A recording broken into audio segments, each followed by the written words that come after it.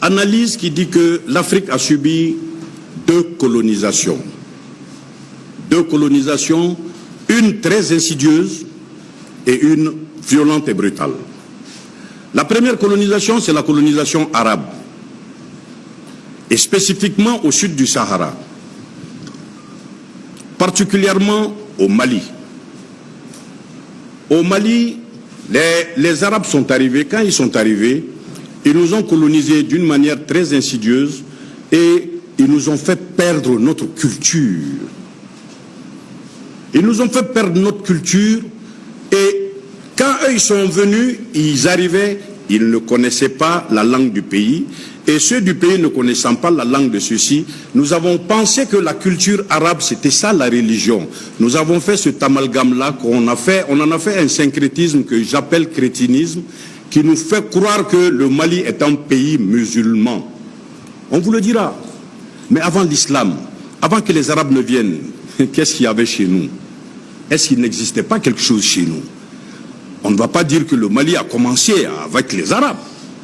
Ça veut donc dire que quelque chose existait. Mais aujourd'hui, au sud du Sahara, on est très fiers d'être appelés étrangers dans notre propre pays. Tellement on nous a déculturés, on nous a acculturés. Bien sûr, ça c'est l'islam. El Hajj, ça veut dire étranger. Quelqu'un qui effectue le pèlerinage à la Mecque, il est étranger. Mais quand il revient chez lui, il ne peut plus être étranger.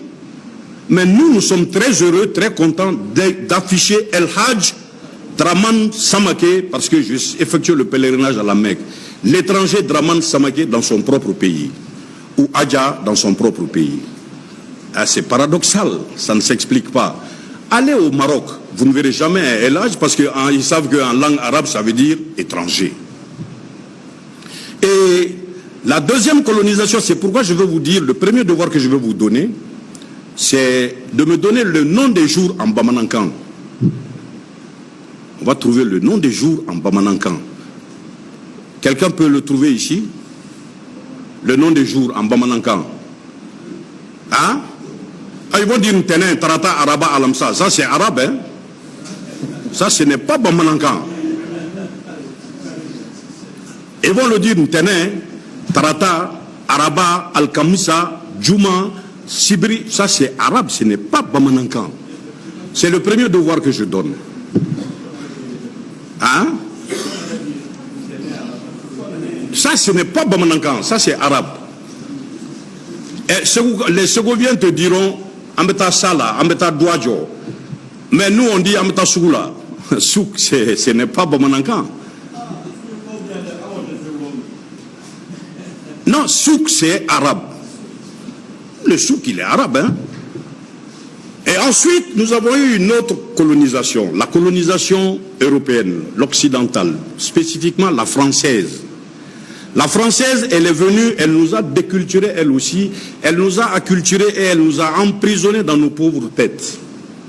Parce que on ne pouvait même plus parler avec le symbole, la langue de notre pays, et on sait qu'on ne se développe pas dans la langue d'autrui. Et cette colonisation nous a fait prendre des noms Gabriel, des noms Michel, des noms Paul, des prénoms de ceci, des prénoms de cela. Et on a oublié les Ngolo, les Zan, les Mpié. Quand tu dis ça, on dit que ce n'est pas musulman. Quand tu dis Bandjougou, on dit que ce n'est pas chrétien. Voilà une autre colonisation. Et le deuxième devoir que je vous donne, c'est de me dire le nom des mois en langue bamanankan. Kalotro, janvier, février, mars, avril, mai, comme on le dit en bamanankan. Ça, c'est le deuxième devoir que je donne pour, si Dieu nous prête longue vie, pour les éditions à venir du Festival sur le Niger. La prochaine édition, bien entendu, ce n'est pas loin. Voilà. Et nous, depuis jeunes écoliers, nous avons fait ce constat. Tcherno Ametcham et moi. Nous avons dit que l'Africain en général, et particulièrement le Malien, est riche de la culture d'autrui, mais pauvre de sa propre culture. Et c'est ce concept que nous avons baptisé la pauvritude. La pauvritude, c'est quand tu es riche de la culture d'autrui et pauvre de ta propre culture.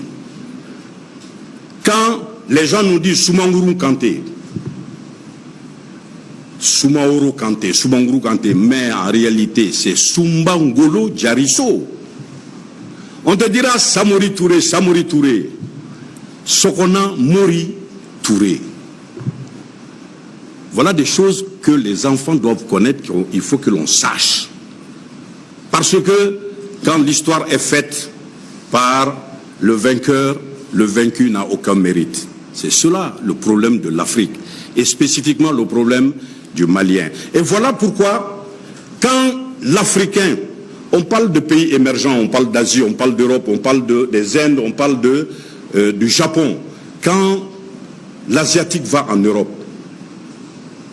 il va prendre ce qu'il y a de bien dans la culture occidentale ou la culture américaine. Il vient enrichir sa culture traditionnelle avec ce bien qu'il a pris là-bas. Au contraire de l'Africain, quand nous partons en Europe, nous allons y prendre ce qu'il y a de mauvais et nous revenons détruire le peu de bien que nos anciens avaient construit. Ils ne sont pas nombreux ceux qui, avec un salaire de 100 à 150 000 francs, mangent à la main en famille. Une fois qu'on a un petit moyen, on préfère manger à table, faire comme le blanc. Tendez le micro à un intellectuel africain, un intellectuel malien spécifiquement. Oui, je suis très heureux de recevoir aujourd'hui, avec ce que vous avez dit, c'est très très regrettable. Nous voulons parler exactement comme l'homme blanc. Alors que nous avons un parler malien, un parler africain. Pourquoi ne pas parler naturellement et normalement? Mais il faut que l'on singe l'homme blanc jusque dans sa façon de parler. C'est tous les Africains. On a tous ce complexe. Pourquoi? Parce que nous sommes prisonniers dans notre tête. Donc, voilà ce qui a prévalu à la rédaction du Rampant. Le concept que on peut construire notre développement à partir de la culture. À partir de notre culture, on peut construire notre développement.